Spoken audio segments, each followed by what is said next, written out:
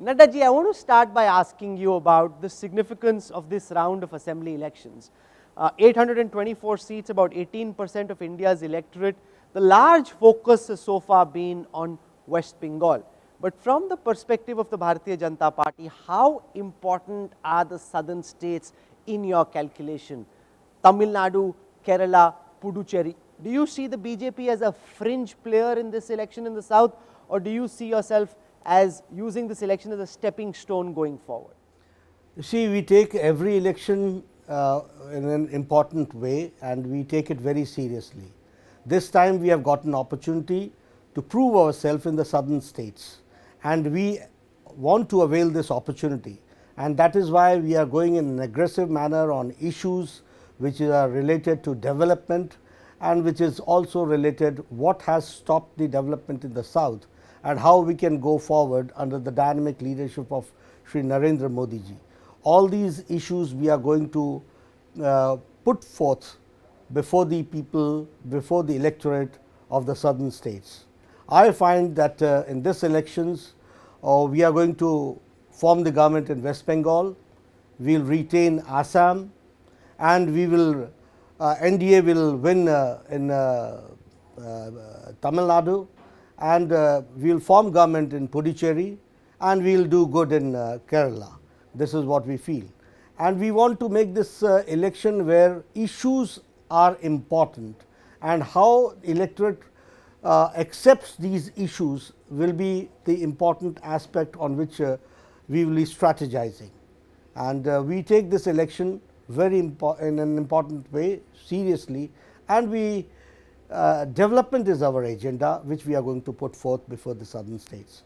Tamil Nadu, as I said, again NDA will form the government, and Puducherry we are going to form the government this time.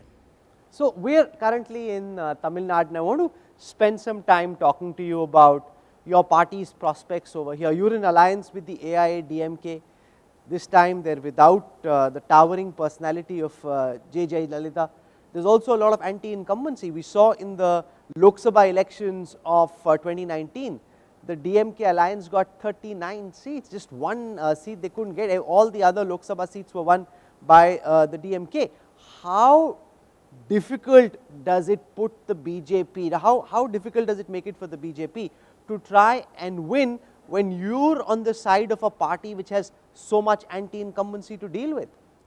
Rahul, lot of water has passed through and has flown, and since 2019 there is a sea change in the politics of Tamil Nadu and the image of NDA, and how NDA is coming up, that I would like to share with you.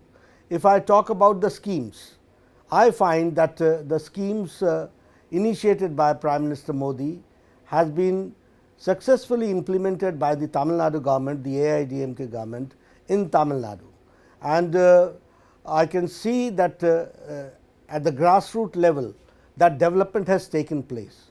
If I talk about the management of pandemic, whatever facilities were provided by the government of India, that has been implemented and that has reached the last man in Tamil Nadu.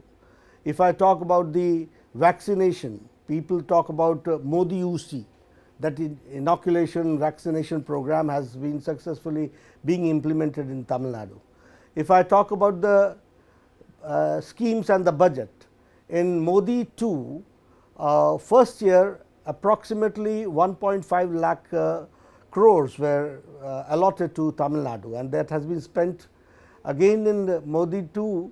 The second year we have allocated 2 lakh crores for metro, for railways, for highways, for pharmaceutical hubs, and for other development which are taking place in for solar park in Tamil Nadu. All these developments are taking place in Tamil Nadu.